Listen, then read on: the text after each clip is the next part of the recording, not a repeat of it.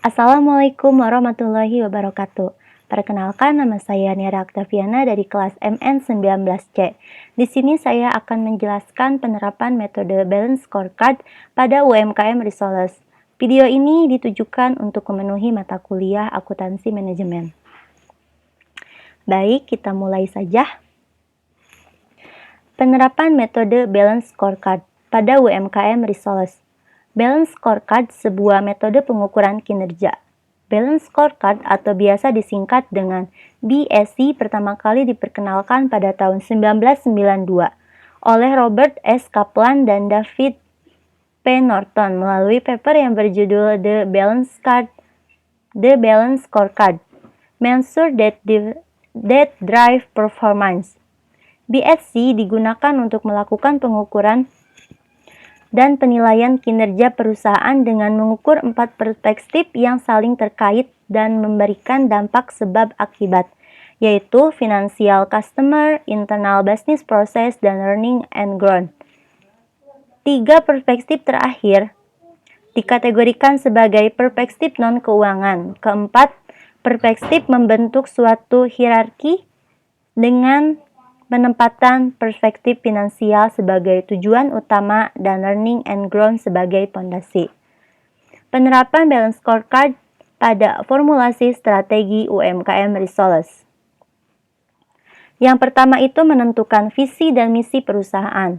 Penerapan BSC mula-mula dilakukan dengan menentukan visi dan misi perusahaan. Visi merupakan cita-cita yang ingin dicapai oleh perusahaan. Misi adalah bentuk konkret visi untuk mencapai tujuan perusahaan. Maka dari itu, UMKM Risoles memiliki visi dan misi di antaranya.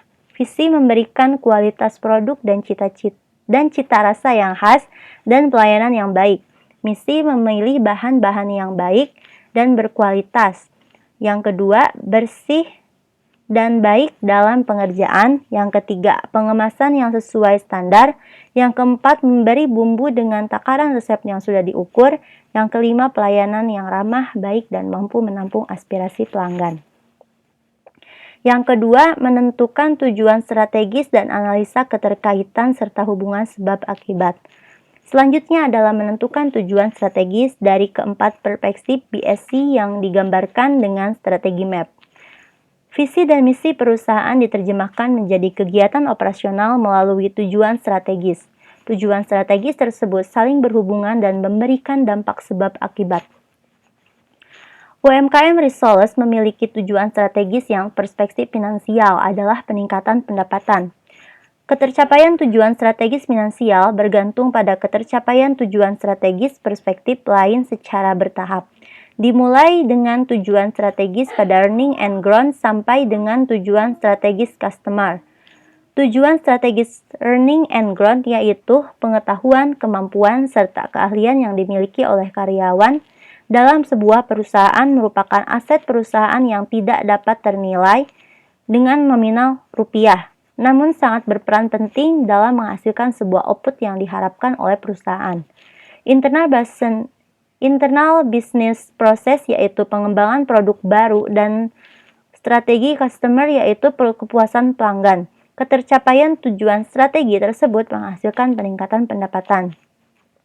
Di mana si UMKM Risoles ini bisa membuat suatu produk baru yang diinovasikan dengan tren masa kini seperti Risoles isi topoki. Tidak menutup kemungkinan itu akan dibuat karena dengan tren yang sedang berkembang. Dan juga kepuasan pelanggan, misalkan di suatu daerah sedang ramainya sebuah makanan topoki. Pelanggan lalu mencari hal yang berbau dengan topoki. Maka dari itu, jika Risoles ini diinovasikan dengan isi topoki, maka pelanggan pun akan puas karena pelanggan pun mencari khas topoki itu. Di sini ada bagian tingkatan pendapatan atau pendapatan omsetnya, yaitu pada kategori P1 ini adalah bulan ke-1, bulan ke-2, bulan ke-3, dan bulan ke-4. di mana ada kenaikan, di mana ada 2,5 lalu naik kepada 3,5, lalu turun ke 3 dan naik lagi ke 4,5. Mungkin di sini ada evaluasi yang dilakukan, maka analisisnya tepat lalu bisa mencapai 4,5 ini. Yang ketiga, analisa pengukuran kinerja berdasarkan data-data yang telah dikumpulkan. Setiap tujuan strategis keempat perspektif harus dipertegas bagaimana cara mengukurnya. Cara mengukur tujuan strategis adalah dengan menggunakan ukuran-ukuran strategis. Ukuran strategis bergantung pada tujuan strategis apa yang diukur. Tujuan strategis UMKM Resource yaitu peningkatan pendapatan. Ukuran strateginya adalah omset tiap bulan. Kepuasan pelanggan, ukuran strategisnya adalah tingkat kepuasan pelayanan dan seterusnya. Dengan meningkatkan dengan tujuan strateginya yaitu peningkatan pendapatan, ukuran strateginya adalah omset tiap bulan naik, tidak turun, itu menjadi tujuannya. Lalu kepuasan pelanggan itu menjadi tujuan UMKM ini. Karena dengan kepuasan pelanggan itu akan loyal terhadap UMKM-nya. Lalu yang keempat, menyusun target tujuan strategi dan evaluasi kinerja. Target tujuan strategi sebagai acuan keberhasilan pencapaian tujuan. Keberhasilan suatu tujuan strategi dilakukan dengan membandingkan target dengan realisasinya.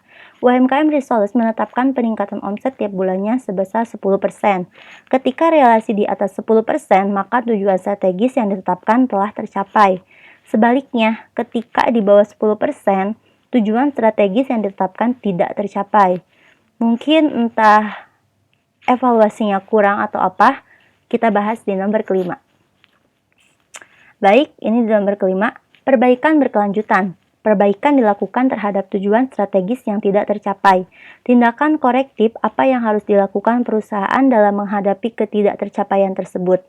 Ketika UMKM Resource dihadapkan pada realisasi target omset di bawah 10%, UMKM Resource melakukan tindakan korektif untuk lebih memasarkan produk yang dijualnya atau mencari wilayah geografis yang sebelumnya belum terjamah oleh penduduk yang dijualnya.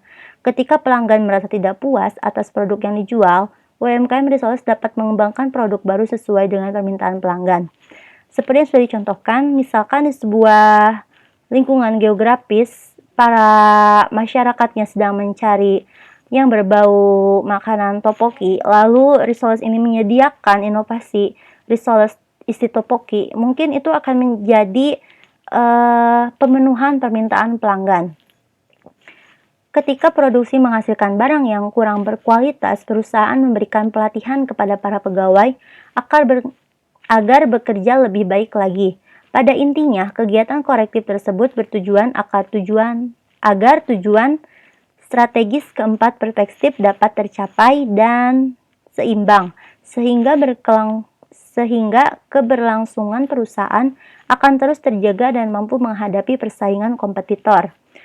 Dengan memberikan pelatihan terhadap pegawai seperti lebih membuka mindset, lebih membuka telinga untuk mendengarkan apa tren yang sedang terjadi, yang sedang ramai dibicarakan, itu bisa menjadi nilai plus untuk perusahaan itu berkembang. Lalu selanjutnya kesimpulan. Sebagai kesimpulan, BSC menawarkan pengukuran kinerja yang efektif yang membuat perusahaan UMKM menjadi lebih solutif, produktif, dan inovatif dalam menghadapi dunia usaha yang penuh persaingan. Implementasi BSC pada perusahaan UMKM dapat membantu perusahaan untuk lebih proaktif dalam menghadapi kekurangan yang ada, memberikan kemudahan bagi perusahaan untuk merumuskan strategi terbaik demi tercapainya tujuan perusahaan. Tidak ada salahnya bagi perusahaan UMKM yang untuk mempelajari bahkan menerapkan metode BSC ini. Penerapannya tidak terlepas dari apakah usahanya baru dimulai maupun yang telah lama dijalankan. Keberlangsungan suatu usaha sangat bergantung pada kemampuan manajerial para pengusahanya. BSC hadir untuk membantu pengusaha dalam mengukur kinerja perusahaan sehingga dapat membuat keputusan terbaik dalam kondisi persaingan usaha yang ketat. Mungkin itu saja yang bisa saya sampaikan. Semoga ada manfaatnya. Mohon maaf bila banyak kesalahannya. Wassalamualaikum warahmatullahi wabarakatuh.